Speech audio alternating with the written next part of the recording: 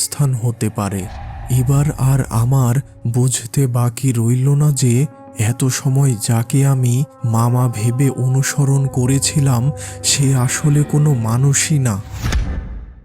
বন্ধুরা, আজকে যে ভৌতিক সত্য ঘটনাটি দেখতে চলেছেন তা পাঠিয়েছে মাগুরা জেলার সতখালি গ্রাম থেকে আদিত্য কুমার ঘোষ। আর এই ঘটনাটি ঘটেছিল তার নিজের সাথে। তো চলুন সত্য ঘটনাটি শুরু করি। আমি ও আমার মা সেই সময় শীতের ছুটিতে মামার বাড়িতে বেড়াতে গিয়েছিলাম। কিন্তু 2-3 দিন মামা বাড়িতে থেকেই আমার মা মামা বাড়ি থেকে চলে যান আমাদের নিজের বাড়িতে। অর্থাৎ আমি তখন আমার মামার বাড়িতে একাই ছিলাম। প্রতিদিন বিকেলে আমি মামার সাথে তার মোটর বাইকে করে গ্রামের মাঝে ঘুরে বেড়াতাম এবং গ্রামের বাজারে নানা প্রকার খাবার খেতাম আর রাতের বেলায় সিনেমা দেখতাম। বেশ মজার সাথেই মামার বাড়িতে আমার শীতের ছুটি কাটছিল। এভাবে একে একে আমার স্কুলের ছুটির দিনগুলো শেষ হয়ে যাচ্ছিল। আগামীকাল আমার স্কুল খুলবে। আর ঠিক এর আগের দিনই এক বিশাল চমক। মামা আমাকে ডেকে বলল, এই আদি শোন, এখান থেকে 8-10 কিলো দূরের এক গ্রামে আজকে একটি বিয়ের দাওয়াত আছে, যাবি নাকি সেখানে? বিয়ের দাওয়াতের কথা শুনতেই মনটা খুশিতে নেচে উঠল, কারণ বিয়ে বাড়ির পরিবেশ আমার খুব ভালো লাগে। সেখানে নানা প্রকার নতুন মানুষের সাথে আড্ডা দেওয়া ও বিশাল খাবারের আয়োজন তো থাকেই, কিন্তু সেই সাথে চিন্তাও হলো, কারণ কালকে থেকে আমার স্কুল খুলছে আর কাল সকালে মা আমাকে নিতে আসবে। তাই বিয়ে বাড়িতে গেলেও আজকে রাতের মধ্যেই আমাকে আবার মামার বাড়িতে ফেরত আসতেই হবে। হ্যাঁ মামা, আমি অবশ্যই যাব, কিন্তু আজকে রাতেই আমাদের ফেরত আসতে হবে।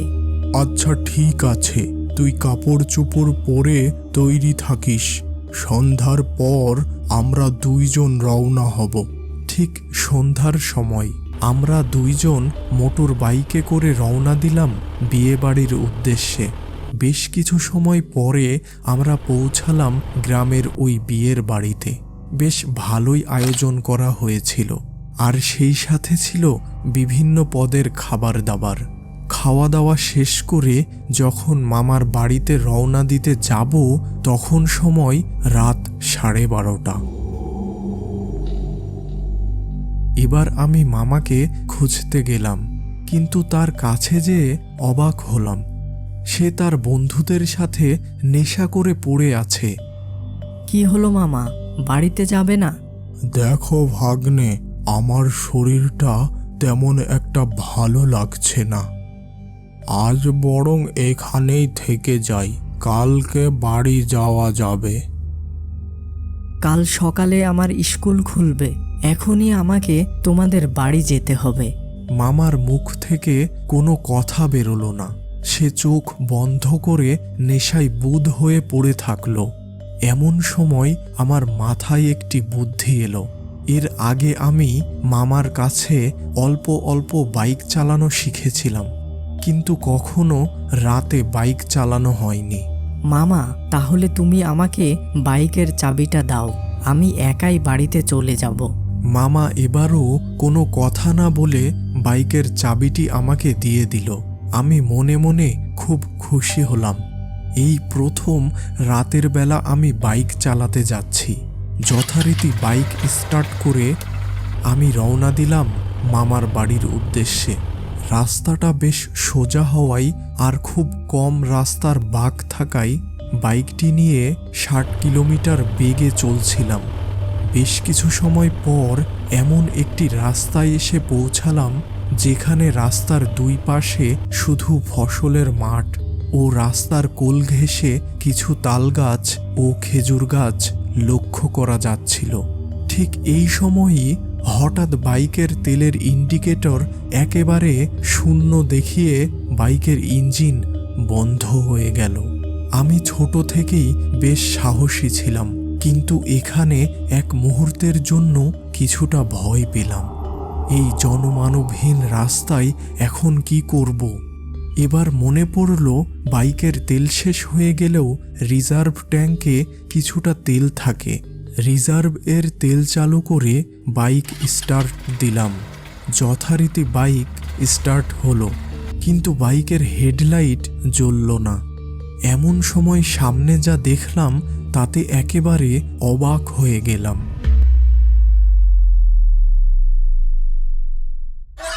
মামা দাঁড়িয়ে আছে আমার সামনে। মামা, তুমি এখানে কি করছো? তুমি তো বিয়ের বাড়িতে ছিলে, তাই না? আমাকে তো বললে একাই চলে যেতে, তাহলে তুমি এখন এখানে কিভাবে? তোকে সবকিছুই বলবো, আগে তুই বাইক থেকে নেমে আমার সাথে চল। মামাকে দেখে বেশ খুশি হয়েছিলাম, কিন্তু অবাকও হলাম, কারণ এত রাতে মামা আমাকে কোথায় নিয়ে যেতে চাচ্ছে। এবার আমি বাইকটা রেখে মামার পিছু পিছু হাঁটতে শুরু করলাম। মামা, এত রাতে তুমি কোথায় যাচ্ছ? মামার দিক থেকে কোনো উত্তর এলো না। বেশ কিছু সময় এইভাবে ফসলের মাঠের মধ্য দিয়ে হাঁটার পর হঠাৎ পাশে চোখ পড়তেই একেবারে হকচকিয়ে গেলাম। দূরে দুই একটি কবর লক্ষ্য করা যাচ্ছে। এটি কোনো শ্মশান বা কবরস্থান হতে পারে।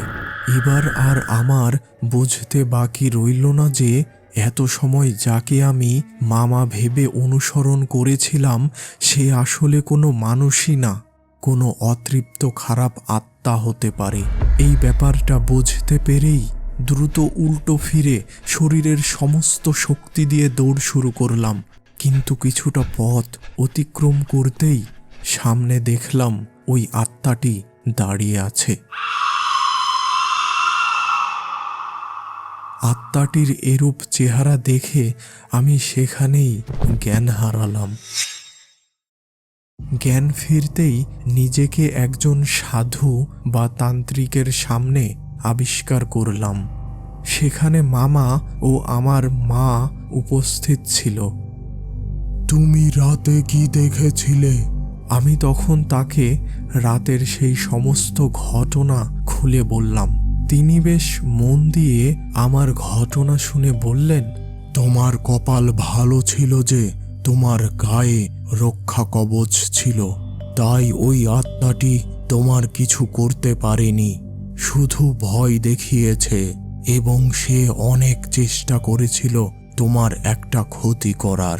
আর তোমাকে গাছের লতা পাতা দিয়ে বাঁধা অবস্থায় রাস্তার পাশের ফসলের মাঠ থেকে উদ্ধার করা হয়। এই ঘটনার পর থেকে আজ পর্যন্ত আমি রাত 8টার পর বাড়ির বাহিরে থাকি না।